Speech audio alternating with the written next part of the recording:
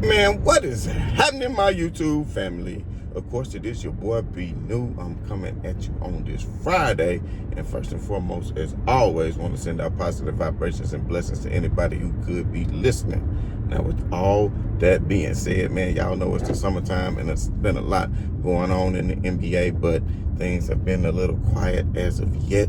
So I thought I would chime in because it's been a while since I chimed in on the GOAT debate. So, I think I would spend a lot of the time this summer making some of those videos, and I'm going to do the top 20 countdown in light of Bleachers Report countdown. So I want to make my B New countdown. For those of you who didn't see it, go back and look at it. I did do a top 50 countdown about 3 years ago. It was a series of maybe about 5 or 6 episodes where I came and did starting at maybe 40 and counted my way down, and made it all the way down into number 1. So just keep that in mind. But anyway, just wanted to point that out. With all that said, though, man, what really made me want to make this video is because I keep seeing people saying, oh, well, it's just, I got Michael Jordan number 2, first of all, behind the GOAT LeBron James, right?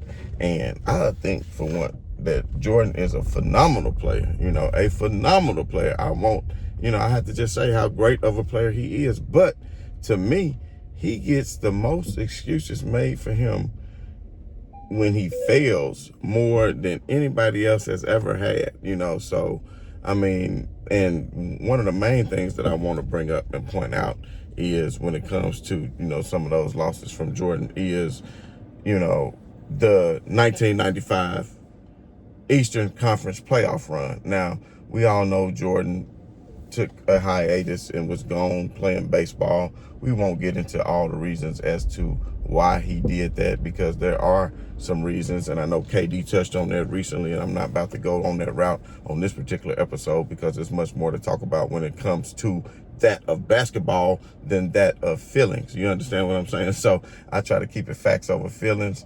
That's just the type of person I always been. So with that said, Michael Jordan, before he came back from baseball, he played 17 or 18 games leading up into the playoffs. A lot of people say, oh, he's so rusty, he's not in basketball shape, etc., etc. Well, first of all, when he retired and was gone for that season and a half or forever how long he was gone for, he wasn't sitting on the couch, even though he still kept smoking cigars and playing golf. But he wasn't just sitting on the couch. He was playing baseball. And whether you believe it or not, you have to be an athlete in order to play baseball.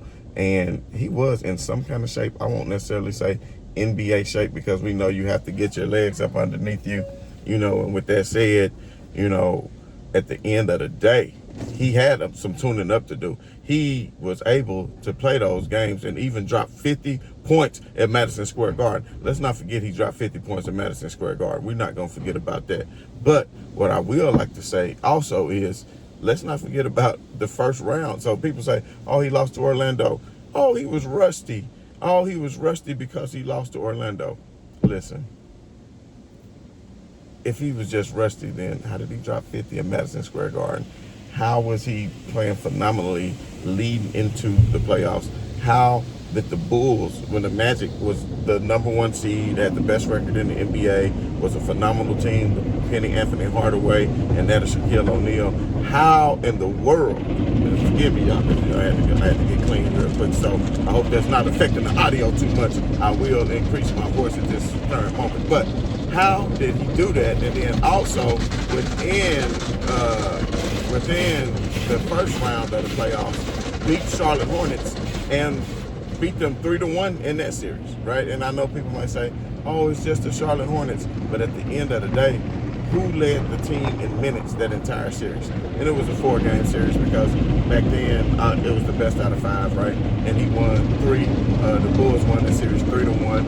And of course, I think Muggsy Bogues was on that team, Alonzo Mourning, so there were some good players on that team. Let's just not act like Charlotte was not a good team. But at the end of the day, Michael Jordan led the Bulls in minutes during that whole series against the Hornets, and led them in points. And as a matter of fact, he averaged 32 points a game, 6 rebounds and 5 assists.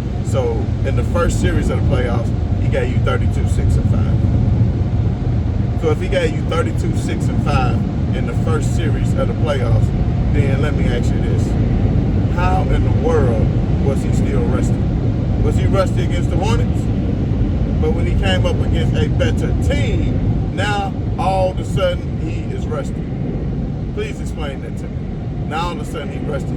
He wasn't rusty against the Hornets. He wasn't rusty when he came back in the middle of the regular season and dropped 50 on the Knicks, right? And what these Jordan fans will continue to go to is, oh, well, the next year they came back and swept the Magic. Oh, the next year they came back and swept them when Jordan was back in shape. No. The next year, Jordan recruited Dennis Rodman. So it wasn't the same team, ladies and gentlemen.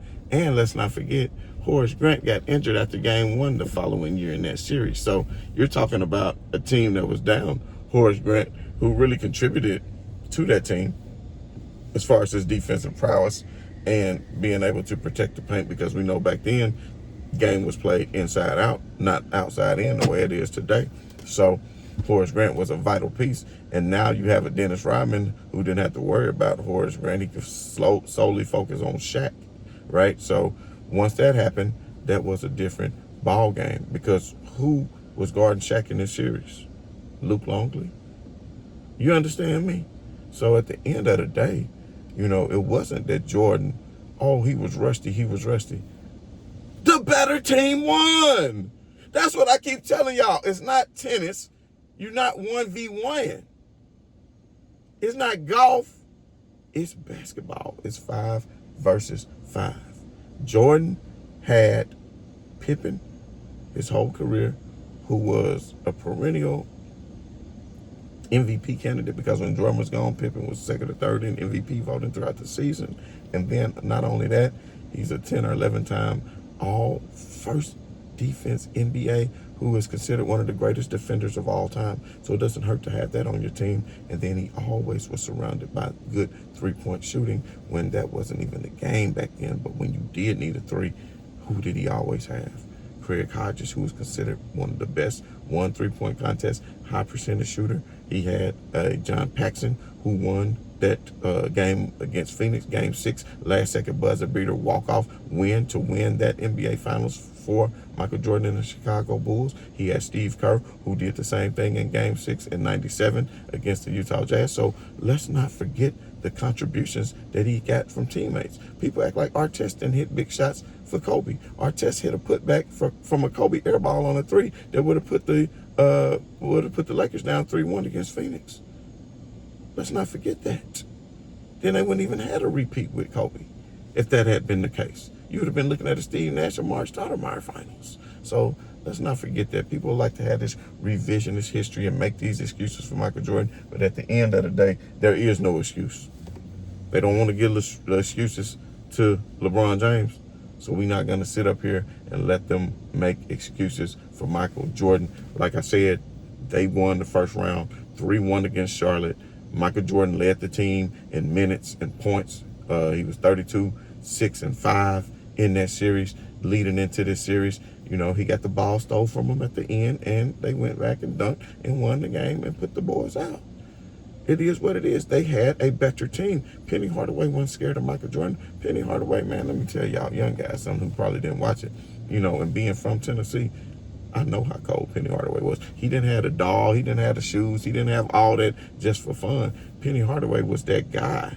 Now, hadn't it been for injuries, Penny Hardaway and Grant Hill could have been in the GOAT conversation. Probably. That's how good they were, because Grant Hill came in doing things that people weren't doing at that time yet. You know, being that wing player who had handles and can do that. He would have gave, just like he would have gave Jordan fits the same way AI did. These other players started to step up. Defensive rules changed. Michael Jordan was playing in a one-on-one era.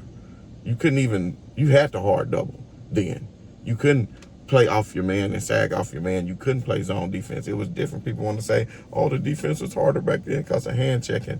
I will say hand checking made it more difficult for the point guards who brought the ball up the floor, because they had to turn their back a lot like this to protect the ball, so they can't necessarily see over the defense. You know, I call it like it is, man. You know what I'm saying? That is true. But at the end of the day, defenses are much more complex now than they ever were, and so are offenses. But You know, I'm not going to get into all that. I just had to chime in on that Michael Jordan topic real quick, man. But I'm going to keep coming at y'all. I'm going to do the countdown, man. So y'all lock in with me. If you haven't done so already, hit that like, hit that share, hit that subscribe. And as always, this is your boy B New. I'm saying right on to the real, and much love to these haters. I'm out.